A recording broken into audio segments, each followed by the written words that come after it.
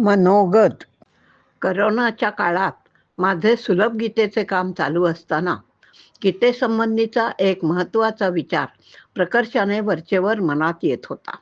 खरं तर याची जाणीव गीतेची ओळख पदवी परीक्षेसाठी केलेल्या अभ्यासामुळे मला झाली आणि पुढे काही वर्षे गीता वाचायला म्हणायला शिकवत असताना मधून होतच होती.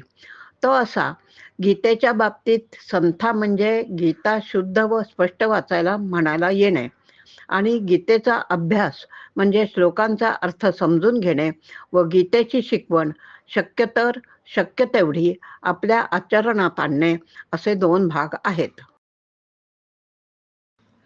मी स्वतः सर्वसामान्य माणसांपैकीच एक आहे. म्हणून सामान्य वर्गासाठीच गीतेसंदर्भात काय करता येईल याचा विचार करीत असते. सुलभ गीता कोणाही इच्छुकासाठी संथा देण्याचे काम चांगल्या रीतीने करेल. पण गीतेच्या दुसऱ्या भागाचे काय? गीता समजून घेऊन गीतेची शिकवण आपल्या आचरणात आणता आली तर, निदान तसा प्रयत्न केला तर आपले आयुष्य जीवन जगणे सोपे होते, हे मात्र मला स्वतःच्या अनुभवावरून पूर्ण पटले आहे. खरं सांगायचं तर मी काही गीतेची शिकवण समजून घेऊन ती जाणीवपूर्वक आचरणात आणली असे काही केले नाही. परिस्थितीने शिकवले असं म्हणण्यापेक्षा वेळोवेळी परिस्थितीतून मार्ग काढण्याच्या प्रयत्नातून धडपडीतून आयुष्यभर शिकत आले आहे. या धडपडीतून मी जे शिकले ती गीतेचीच शिकवण आहे हे मला जरा उशिराच कळले. हे जे झाले ते असे. माझा जन्म मध्यमवर्गीय कुटुंबातील. घरची आर्थिक परिस्थिती बेताची असूनही शिक्षणाला महत्त्व होतं. आजूबाजूची परिस्थिती पाहून पदवी मिळवून नोकरी करायची, आपल्या पायावर उभे राहायचे एवढेच ध्येय. रंगरूप बुद्धी बेताचीच. SSCच्या परीक्षेतले प्रथम प्रयत्नातील अपयश, यामुळे एकंदरीतच कॉन्फिडन्सचा अभाव. तरी पण नशिबाने साथ दिली आणि पदवी मिळाली. पण नुसत्या पदवीवर नोकरी मिळेना. म्हणून लायब्ररी सायन्सचा 1 वर्षाचा डिप्लोमा केला आणि मग मात्र लगेचच नोकरी मिळाली. नोकरी मिळाली खरी, पण ती दुसऱ्या गावात. तरी पण मी ती पत्करली. आता मात्र खरी परीक्षा होती. 70 वर्षापूर्वीचा काळ. मुलीचे स्थान तसे दुय्यमच. घरच्यांच्या इच्छेविरुद्ध एकटे राहायचे ठरवलेले. त्या काळात आजच्यासारखी वर्किंग वुमेन्स हॉस्टेल्स नव्हती. नवीन गावात एकटीनेच स्वतःची सर्व व्यवस्था आपली आपणच करणे क्रमप्राप्त. नोकरी जिथे मिळेल तिथे नोकरीसाठी जायचे हा निर्णय सर्वस्वी स्वतःचा. त्यामुळे घरातल्या व बाहेरच्या कोणाकडूनही मदतीची अपेक्षा करायची नाही. आहे त्या परिस्थितीतून आपला मार्ग आपणच काढायचा याची खूणगाठ मनाशी पक्की बांधली गेली होती. ती आजही उपयोगी पडत आहे आणि अपेक्षा न करण्याचा धडाही नकळत गिरवला गेला आहे.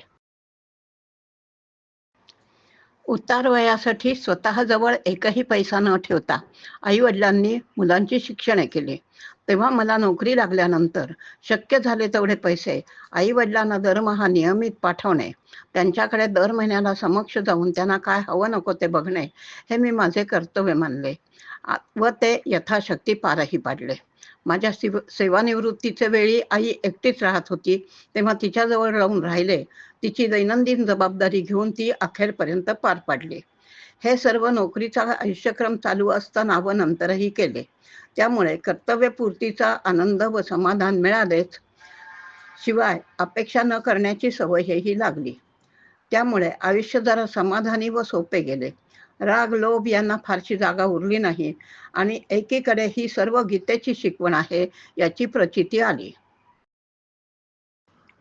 मी सेवानिवृत्त झाल्यानंतर आईजवळ राहत असतानाचा दिनक्रम तसा व्यस्तच होता. आईच्या निधनानंतर ती 105 वर्षांची होऊन गेली. स्थिरस्थावर होत असताना मला वयाची जाणीव होऊ लागली व घर चालवणे जड जाऊ लागले. म्हणून वृद्धाश्रमांची चौकशी करून माहिती मिळवून जानेवारी 2020 पासून वयाच्या 85व्या वर्षापासून वृद्धाश्रमात राहू लागले. वृद्धाश्रमात आल्यापासून नवा दिनक्रम सुरू झाला. त्यातच सुलभ गीतेचे काम सुरू केले. हे काम आवडीचं असल्यामुळे इतर अडचणींचा त्रास जाणवला नाही.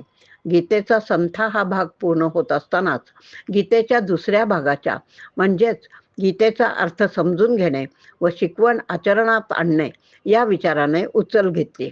त्यातूनच पहिला टप्पा म्हणजे सुलभ मराठी गीतार्थ तयार होऊ लागला आणि दुसऱ्याच्या संदर्भात म्हणजे गीतेच्या शिकवणीच्या संदर्भात विचार सुरू झाला.